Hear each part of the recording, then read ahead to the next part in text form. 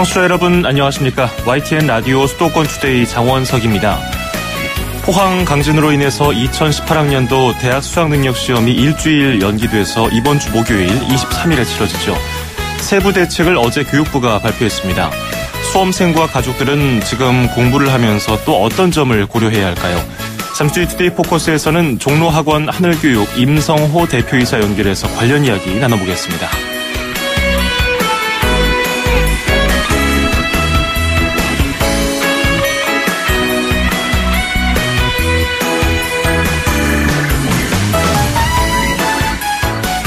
오늘 아침 앵커가 뽑은 수도권 뉴스입니다. 남경필 경기도지사가 강력하게 추진 중인 광역버스 준공영제의 내년 초 시행이 어려울 것으로 보입니다. 경기도 교통국 행정-사무감사에서 장영근 교통국장이 도의원의 질문에 대해서 밝힌 내용인데요. 도의회 관계자는 도집행부가 내년 예산안에 관련 예산 540억 원을 편성한 것은 가능성을 열어둔 것이라고 볼 수 있는데 도의회 다수당인 민주당 등이 준공영제에 부정적인 입장이기 때문에 상황을 지켜봐야 할 것이라고 설명했습니다. 베이시티 롤러스의 I Only Want to Be With You 띄워드리면서 2017년 11월 21일 수도권 투데이 시작합니다.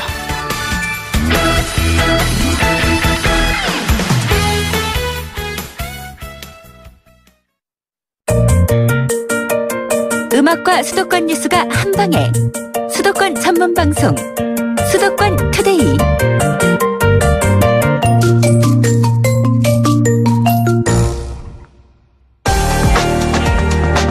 투데이 포커스. 사상 초유의 수능 연기를 두고서 수험생과 학부모들은 당연히 연기를 해야 한다고 생각을 하면서도 굉장히 혼란스러운 게 사실이죠. 특히 포항 지역에 있는 수험생들은 공부하랴 또 바뀐 고사장 확인하랴 정신없었을 텐데요. 어제 교육부가 수능 대책을 발표했습니다. 주요 내용과 또 수험생들이 공부를 포함해서 어떤 것들까지 신경을 써야 할지 짚어보는 시간 마련했습니다. 종로학원 하늘교육 임성호 대표이사 연결해서 관련 이야기 나눠보겠습니다. 대표님 안녕하세요. 네, 안녕하십니까. 예, 내일 모레입니다. 이제 수능이 이틀 남았는데 일주일 간격으로 수험생들을 이렇게 응원했던 경험은 저도 처음이라서 굉장히 어색하기도 합니다. 수험생들은 얼마나 또 당황스럽고 예민하겠습니까? 근데 지진으로 인해서 전국 수험생들이 예기치 못한 큰 혼란을 겪고 있는데, 학생들 현장 분위기는 어떤가요? 우선 연기가 발표되면서 최상위권, 상위권 학생들 위주로 좀 멘탈 붕괴가 좀 컸던 것 같습니다. 왜냐하면 베스트 상태로 유지를 해놓았죠, 이 학생들은. 그래서 사실은 바로 그날 시험을 보는 게 가장 유리했던 상황이었는데 또 다른 또 일주일을 또 어려운 또 일주일을 또 맞이해야 되기 때문에 오히려 좀 손해를 보지 않을까 울고 있는 학생들도 있었고 또 책을 또 학원에다 일종의 이제 놔두고 간 학생들은 그날 저녁 밤 늦게까지 와서 책을 다시 찾아간다라든지 이런 현상들이 벌어졌고 근데 그 다음 날부터는 바로 그래도 학생들이 좀 빠르게 좀 회복을 하면서 아침 한 8시부터 정상적으로 학원에 다시 나오고 또 밤 10시까지 또 자습을 하는 학생들도 이제 저는 됐고 또 학생들 같은 경우에 또 책을 또 버렸던 학생들은 학원에서도 선생님들이 개별적인 어떤 본인들이 가지고 있는 개별적인 어떤 강의 노트까지 복사를 해서 제공을 해주고 또 학생들 그걸 또 받아서 또 공부를 할 수 있었고 또 저희 학원 같은 경우에도 사실은 오늘 선생님들 해외 연수 예정이 되어 있었는데 그 연기 발표되자마자 전면 취소를 해서 저는 또 학원으로 다시 복귀를 해놓은 상황이고 재수생들은 삼수를 하는 기분이었었고 또 고3 학생들은 수능 시험장에 한 번도 가보죠 경험도 못 해놨던 학생들이 또 다른 경험을 하게 돼서 사실 이게 결과값에 어떻게 영향을 미쳐질지는 상당히 어떤 큰 변수로 작용할 가능성도 사실은 배제할 수가 없죠. 그렇군요. 요즘에 학생들, 수험생들 보통 수능 한 얼마 정도 앞두고 나서부터 본격적으로 컨디션 조절을 시작합니까?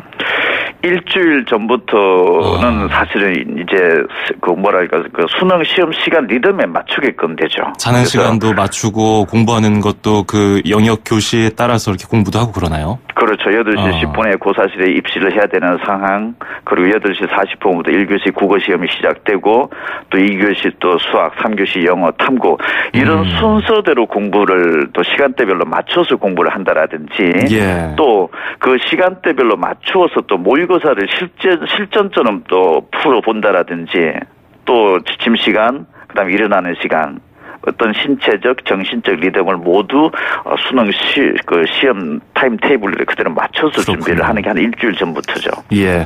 현장 분위기 들어보니까 뭐 우왕좌왕하기도 하면서도 또 뭐 대표님 같은 선생님들이 이렇게 지휘를 하면서 분위기를 다잡아주는 그런 역할을 해주고 계시는데요.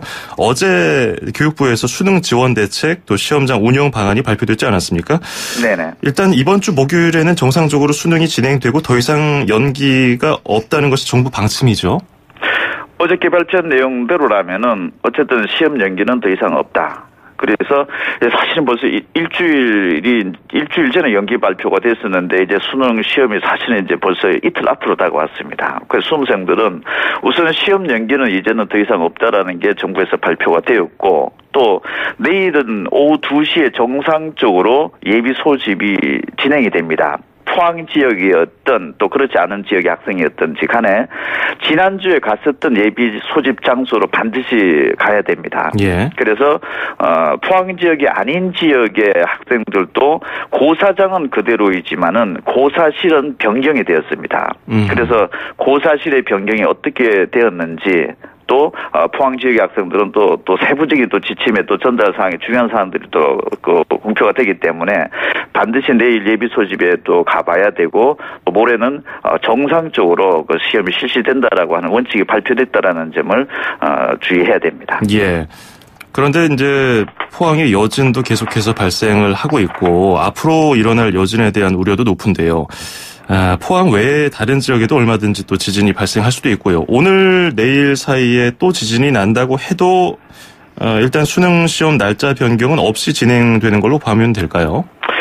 일단 수험생들은 이제 그 여러 가지 어떤 그 복잡한 변수들은 뭐 고려하지 않아야 될 것 같고 첫 번째로 우선 내일 예비 소집에 반드시 가십시오. 그 포항 지역이 됐든 포항 지역이 아닌 지역이 되었든지 간에 그다음에 그 만약에 예비 소집 전에 어떤 여진이라든지 이런 부분들이 발생을 했다라면은 그렇다 하더라도 그 예비 소집 장소에 가면은 또 그 다음 시험 장소가 어디라고 하는 부분들을 또 고지를 해주게 되어 있습니다. 예. 일단은 예비 소집 장소에 가야 되고 만약에 예비 소집 장소에 갔다 온 이후에 그 수능 시험이 시작되기 전에 만약에 또 그런 여진이 발생을 했다라고 하더라도 당초 계획했던 고사장으로 가게 되면은 그 고사장에서 다시 어떤 차량 등을 통해서 또 다른 제3의 고사장으로 이동을 할 수가 있습니다. 그러니까 일단은 예비 소집 장소에 가고 그 다음에 지정된 고사장으로 가는 부분들이 중요하고 또 실제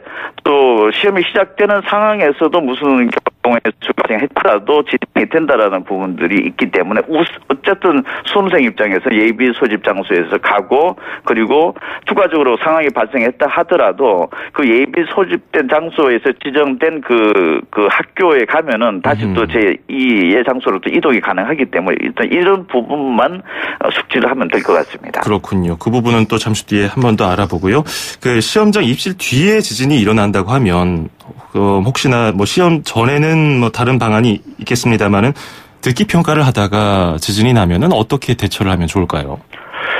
3단계로 지금 발표가 되었는데 예.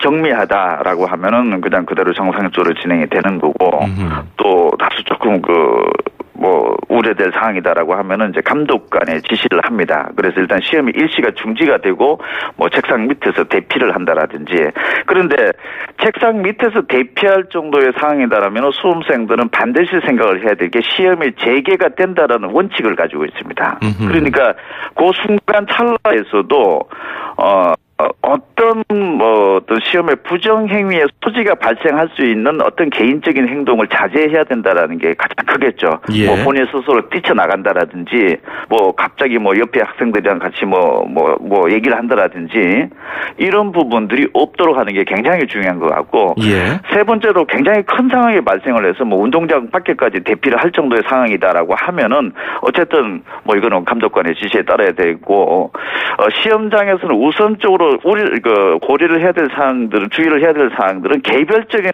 행동 우선 자제를 해야 됩니다. 예. 자제가 아니라 그 원칙적으로 금지를 해야 됩니다. 그리고 본인 스스로 판단해서라도 내가 복도에 뛰쳐나간다라든지 주변 학생들이랑 갑자기 무슨 의논을 한다라든지 이런 경우의 수가 발생을 했을 경우에는 무효 처리가 될 수 있기 때문에 감독관의 지시에만 따른다라는 큰 원칙만 일단 지키면 될 것 같습니다.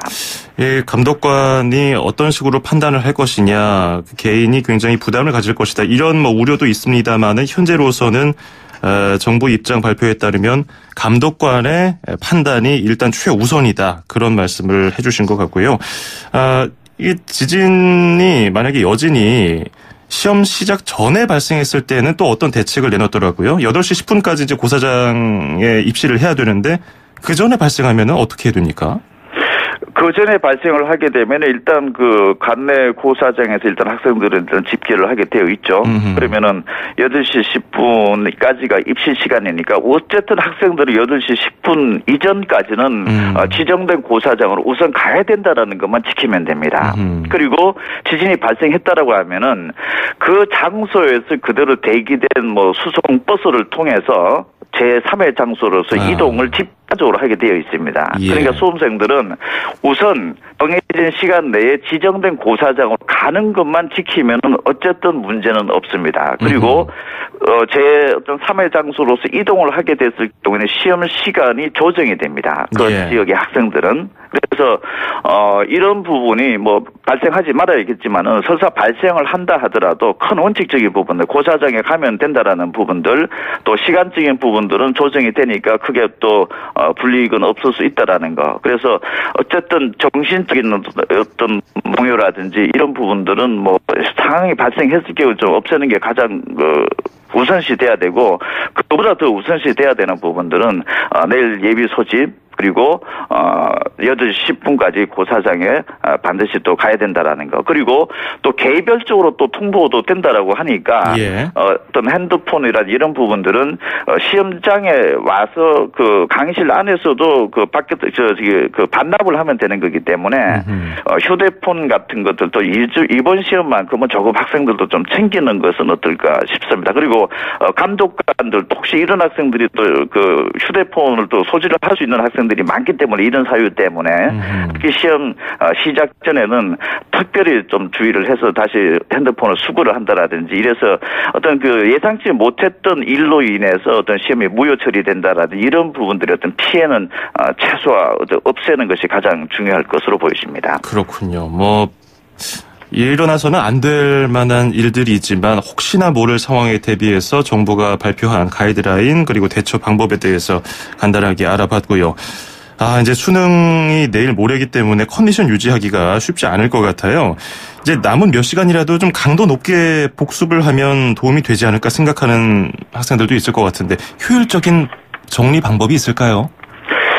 이제 사실은 이제 뭐 실제적인 시간은 뭐 40몇 시간 남았지만은 예. 뭐 공부 시간으로 굳이 따져본다면 한 20시간 정도밖에 남지 않은 거죠. 그러네요. 그래서 이제 학습의 방법이라든지 어떤 학습 양 이런 부분들의 변수들은 이제는 거의 다 했다. 일단 이렇게 좀 판단을 내려야 되지 않을까 싶고요. 예. 그리고 수능 시험에 꽤 오랫동안 지도를 해왔던 선생님들이 수능 시험을 사실은 굉장히 공정한 시험이라고 얘기를 합니다. 예. 본인 스스로 본인이 노력한 만큼의 어느 정도 비례를 해서 나오지 결코 어떤 뭐 모르는 부분들을 뭐 다시 만난다라든지 알고 있는 부분들 틀리는 경우에서는 사실은 거의 없다라고 할 정도로 수능 시험은 나름의 어떤 공정한 평가를 받고 있습니다. 근데 지금 남은 시간 동안에 그 학습 방법보다는 사실은 정신적 어떤 육체적인 어떤 컨디션 조절이 하나의 변수가 될 가능성이 높죠. 그래서 정신적인 부분들은 어쨌든 간에 긴장을 완화시킬 수 있는 부분들은 신체적인 부분들은 아무래도 또 뭐 뇌의 기능에서 굉장히 뭐 에너지원으로 작용하고 있는 뭐 포도당 섭취라든지 이런 부분들을 조금 뭐 조절한다라는 것들이 있을 수 있고 굳이 이제 공부 방법으로 본다라고 하면은 어쨌든 공부를 하면서도 편안한 상태 유지의 방법이 제일 중요할 것 같습니다. 개별적인 어떤 상황이 다 다르기 때문에 뭐 굳이 선생님들로 얘기 본다라면은 뭐 틀린 문제 위주로 좀 한다라든지 또 개념 위주로 해서 아는 문제도 틀리지 않도록 한다라든지 뭐 탐구 영역에서는 좀 취약 부분을 좀 공부를 한다라든지 그리고 본인이 평소 공부를 하면서 잘 잊어버리고 또 잘 실수를 하는 부분들은 아예 책을 찢어서 가지고 가면서 시험 직전까지 한번 볼 수 있게 한다라든지 뭐 그리고 또 수학에서 어떤 그 기본 공식 자체가 갑자기 생각이 안 나서 못 풀 수도 있기 때문에 그런 부분들을 좀 차분하게 편안한 마음으로 조금 그 남은 시간 동안에 정리를 해가는 것도 하나의 방법이지 않을까 싶습니다. 그렇군요. 이게 뭐 컨디션 조절하는 게 좋고 심리적인 안정을 취하는 게 좋지만 공부를 하면서 그런 심리적인 안정을 찾는 수험생들도 많거든요. 그냥 불안하니까 네네. 이런 팁을 이용해서 학생들 아무쪼록 뭐 별탈 없이 그동안 고생한 만큼 최대한 실력 발휘를 했으면 좋겠습니다. 오늘 말씀 잘 들었습니다. 고맙습니다. 네, 고맙습니다. 네, 지금까지 임성호 종로학원 하늘교육 대표이사였습니다.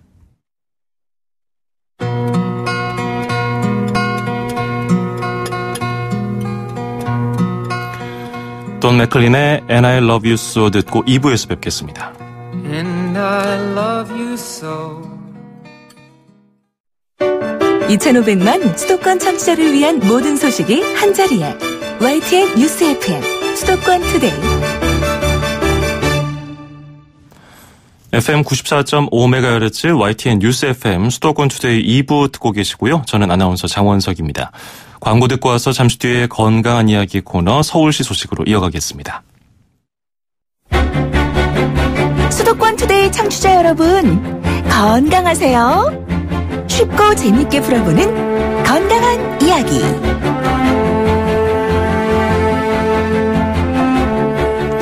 백세 시대 사람들의 가장 큰 관심사는 나의 몸입니다. 건강을 위한 일상의 정보와 팁을 주실 분 만나보겠습니다. 인제대 서울백비병원 가정의학과의 강재헌 교수와 함께하겠습니다. 안녕하세요. 안녕하세요. 예, 교수님과 말씀 나누기 전에 지금 속보가 들어와서 하나 전하고서 계속 진행을 해야겠네요. 문재인 대통령이 오늘 오전 청와대에서 임명장 수여식을 열고 홍종학 중소벤처기업부 장관을 임명했다는 소식이 들어왔습니다. 새 정부의 1기 내각 구성이 비로소 195일 만에 완료가 된 것인데요. 이제 초대 중기부 장관, 중소기업 벤처기업부 장관에 취임된 홍 장관은 문재인 정부 들어서 국회 인사청문 보고서 채택 없이 임명된 5번째 장관급 고위공직자가 됐습니다. 여야의 반응 또 어떻게 나올지 기대가 되는데요. 잠시 뒤 이어지는 뉴스에서 전해드리도록 하겠습니다. 홍종학 중소벤처기업부 장관이 임명됐다는 속보가 들어왔습니다. 자, 오늘 건강한 이야기 코너 계속해서 진행을 해보죠. 오늘 어떤 이야기를 해볼까요, 교수님? 네, 요즘 많은 분들이 고통받고 있는 질환인데요. 예. 대상포진에 대해서 말씀드리겠습니다. 아, 대상포진. 이거 겪는 분들은 굉장히 고통스러워 하시던데요. 예, 맞습니다. 왜 발생하는 겁니까? 이 대상포진은 이름이 대가 허리띠 같은 그런 대 모양으로 포진, 물집이 생긴다는 것 때문에 대상포진이라고 하거든요. 근데 예. 어릴 때 이제 후두를 걸리는 아이들이 많은데 이때 몸에 들어온 이 후두 대상포진 바이러스가 죽지 않고 신경 깊숙한 신경절이라는 곳이 있거든요. 예. 거기에 잠복해 있다가 나중에 나이가 들거나 면역이 떨어지면 발현이 다시 되면서 문제가 생기는 겁니다. 아하. 예, 오늘 대상포진에 대해서 알려보려고 합니다. 왜 발생하는지 들어봤는데요. 대상포진에 대해서 궁금한 점 있으시거든 짧은 문자 50원, 긴 건 100원이 드는 샵 0945, 우물정 0945로 문자 보내주기 바랍니다. 겨울에 특히 고생들 많이 하시더라고요. 겨울에 발병이 더 잘 되는 건가요? 네, 아무래도 겨울철을 비롯한 환절기 이때는 면역력이 떨어지기 쉽기 때문에 이때 이 잠재돼 있던 바이러스가 활성화되기 때문이거든요. 예. 그래서 요즘처럼 추위가 시작이 되고 또 일교차가 큰 시기에 더 조심을 하셔야 됩니다. 아하.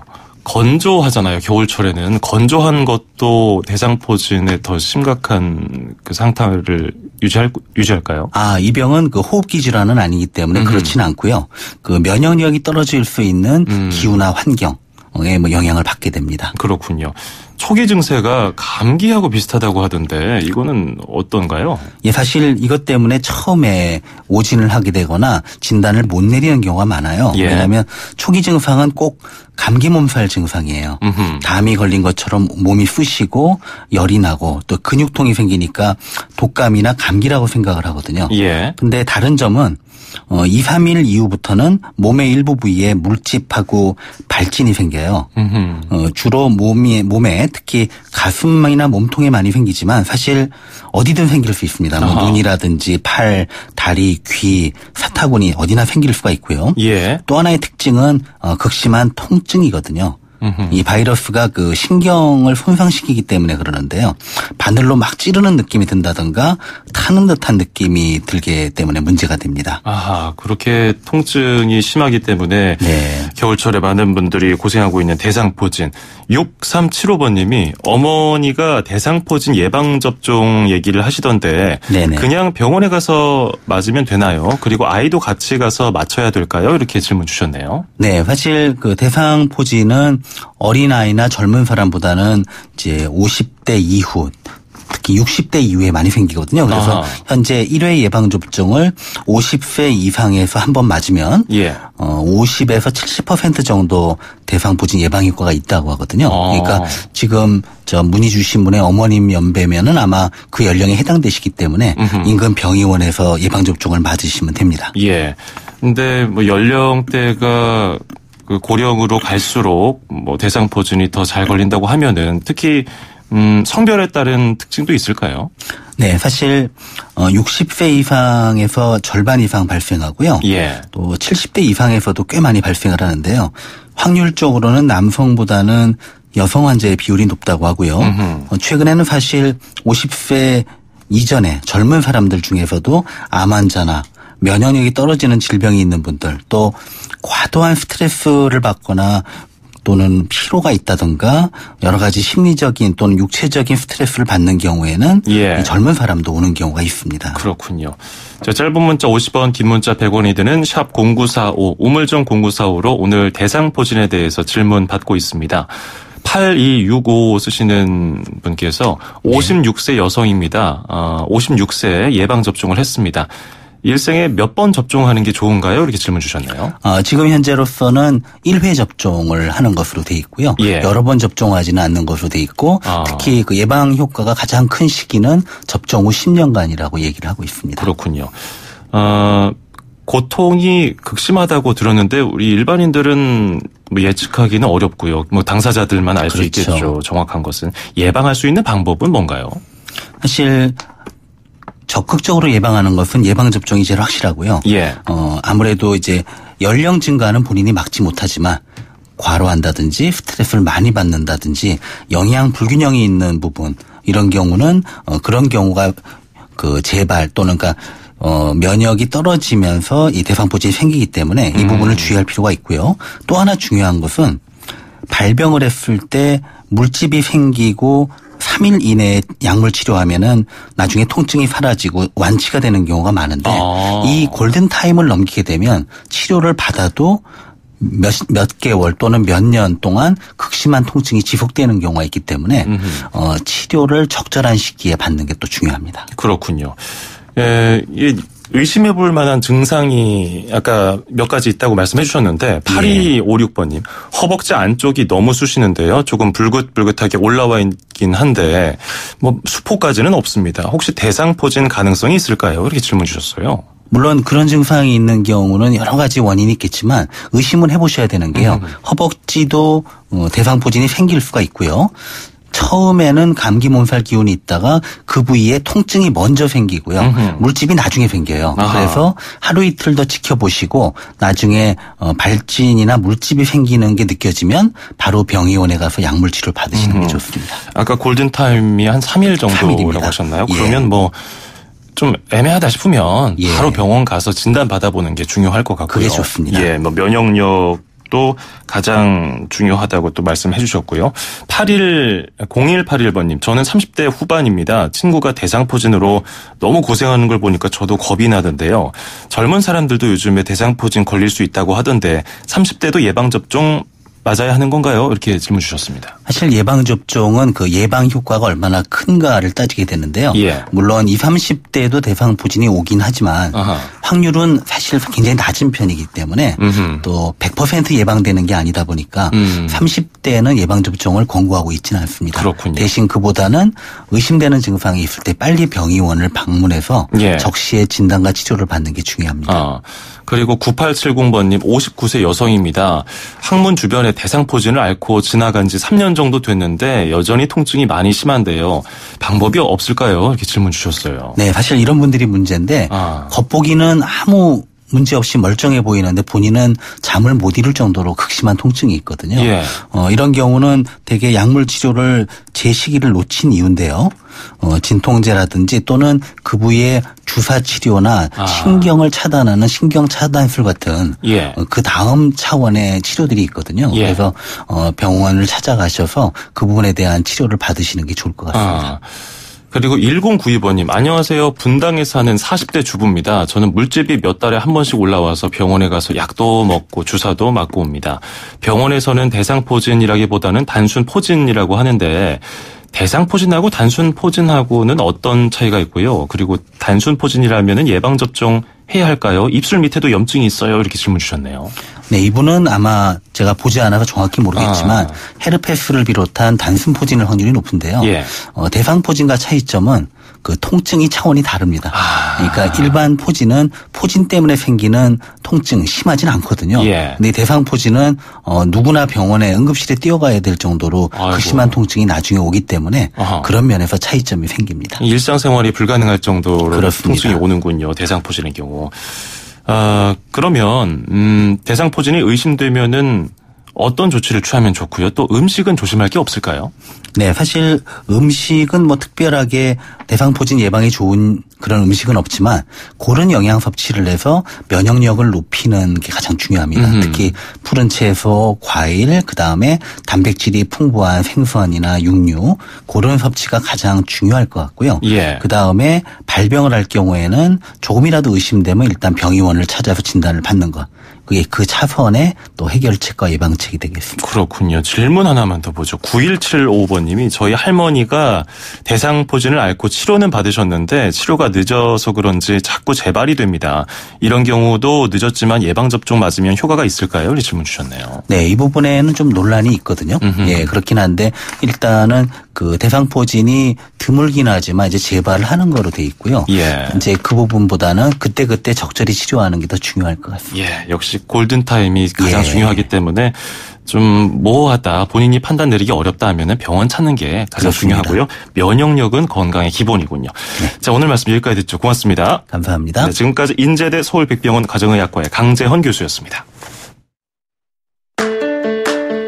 2,500만 수도권 청취자들의 살맛 나는 오늘 하루를 위해 수도권 투데이가 여러분을 응원합니다.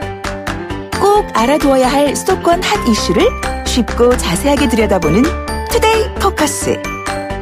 수도권 청취자 여러분들의 귀와 입이 되어드리는 코너 운수대통 만사형통 통통 메시지. 그리고 서울, 경기, 인천의 가장 중요한 행정 소식을 가장 발빠르게 짚어보는 수도권 행정 탐방까지. 똑 소리나는 수도권 라이프를 원하신다면 지금 듣고 계시는 94.5MHz YTN 뉴스 FM 수도권 투데이. 월요일부터 금요일까지 매일 아침 9시 10분 놓치지 마세요. 참, 수도권 투데이의 문을 두드리고 싶은 청취자 여러분께서는 지금 주저하지 마시고 짧은 문자 50원, 긴 문자 100원에 샵 0945 우물정 0945로 문자 메시지를 보내주세요. 수도권 투데이는 청취자 여러분과 늘 함께하고 있습니다. 평일 오전 9시 10분 94.5MHz YTN 뉴스 FM 수도권 투데이. 청취자 여러분과 늘 함께합니다.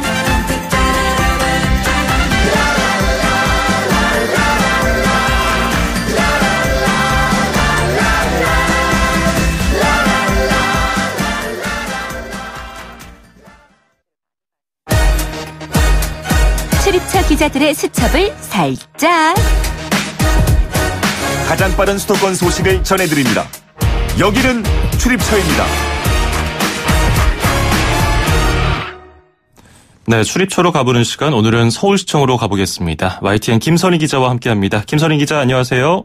네, 안녕하세요. 예, 서울도서관에 가면 고은 시인의 창작 공간을 엿볼 수 있다는 소식부터 들어볼까요? 네, 고은 시인 하면 해마다 이 노벨문학상 수상자 발표를 앞두고 거론되는 우리나라의 대표적인 그런 시인이죠. 예. 고은 시인의 대표작인 만인보가 태어나고 완성된 경기도 안성시 공도면 서재가 바로 그대로 재현이 됐습니다. 말씀하신 대로 서울도서관 3층 서울기록문화관에서 상설 전시인 만인의 방이 오늘 개관하는데요. 핵심은 고은 시인이 언어의 자궁, 무질서가 공존하는 곳, 또 꿈꾸는 곳 등으로 표현해온 안성 서재를 그대로 옮겨온 전시물입니다. 고은 시인에게서 기증받은 물건들을 시인 자문을 통해서 배치했습니다. 실제 서재와 똑같은 공간에 만인보 집필을 시작하고 마무리했던 좌식 탁자, 필기구, 메모지, 이면지 등을 놓였고 이 방 안을 가득 메운 책과 책 사이로 난 길 등이 그대로 되살아나 있습니다. 아하, 문학을 좋아하는 분들에게는 뭔가 영감도 떠올릴 수 있고 또 고은 시인의 시를 좋아하시는 분들은 또 다른 느낌을 느끼실 수 있을 것 같은데 네. 고은 시인의 서재 말고 다른 볼거리도 있습니까? 이 만인의 방 전시에 들어가면요. 1933년 시인의 출생부터 활동 내용을 담은 고은 연보가 벽면을 가득 채우고 있습니다. 이 전시 도입부를 지나면 개관 기획 전시 민의 탄생을 만날 수 있는데요. 이 만인보 가운데 3.1운동과 항일 독립운동과 관련된 시들의 육필 원고, 원본이 전시됩니다. 고은 시인은 육필 원고를 주로 이면지나 광고 전단 뒷면에 썼는데요. 그래서 이 원고 앞뒷면을 모두 살펴볼 수 있는 방식으로 전시를 했습니다. 이 밖에 만인보 30권에 해당하는 육필 원고 만여 장을 디지털 이미지로 만들어서 시민들이 쉽게 찾아볼 수 있게 한 아카이브 검색 공간도 마련이 되어 있습니다. 그렇군요. 고은 시인에 관심 많은 분들은 여기 찾아가 보시면은 또 재미있는 경험 하실 수 있을 것 같네요. 네. 자, 그리고 난지 한강공원에 도시숲이 생겼다는 소식도 들어와 있네요. 수목 9만여 그루를 심었고요. 규모는 6만 제곱미터에 이릅니다. 예. 4가지 주제로 공간을 꾸며봤는데요. 먼저 강변북로와 접한 곳에는 이 대왕 참나무 등을 빼곡히 심어서 자동차 매연과 소음 등을 줄일 수 있게 했습니다. 또 서풍에 노출된 지역은 겨울철 찬바람을 막고 서풍을 타고 오는 미세먼지를 줄이기 위해 바람에 강하고 피톤치드를 많이 발산하는 화백나무를 심었습니다. 또 홍제천 합류부와 한강 수변은 자연스러운 하천 경관으로 복원을 했고요. 정약나무 등 이색 수종을 심어서 다양한 볼거리가 이어지는 그런 구간도 있습니다.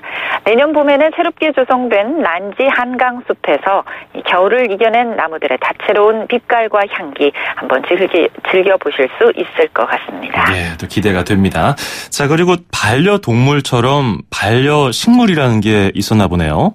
네, 사람이 정서적으로 의지하기 위해서 가까이 두고 기르는 식물을 뜻하는 신조어인데요. 예. 반려식물을 키우면 비용과 수고를 적게 들이고도 건강관리나 정서적 안정 등 반려동물을 키우는 것과 비슷한 효과를 누릴 수 있다고 합니다.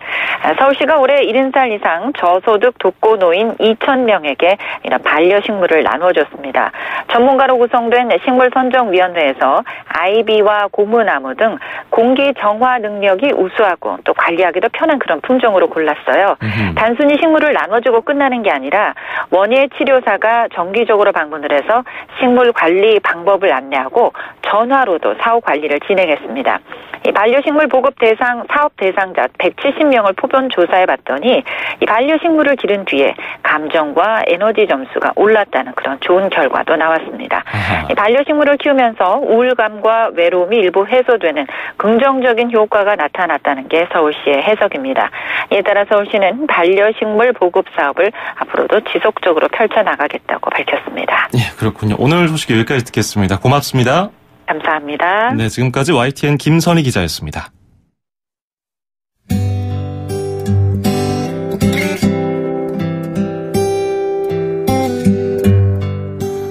수도권 투데이 오늘 준비한 소식 여기까지입니다. 끝으로 리차드 막스의 Now and Forever 띄워드리면서 저는 인사드리겠습니다. 내일 아침 9시 10분에 뵙죠. 장원석이었습니다. 고맙습니다.